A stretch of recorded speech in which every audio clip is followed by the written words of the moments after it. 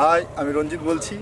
আর আজকে আমার বিয়ে, আর সকাল থেকে অনেক বিয়ের কাজ ছেড়ে অলরেডি চলে এসেছি ফটোশ্যুট করতে। আর আজকে 23শে ফাল্গুন, আর রাত্রির জন্য খুবই এক্সাইটেড। জানি না কি হবে, আর দেখতে হলে তোমাদের সবাইকে আসতে হবে। চলো।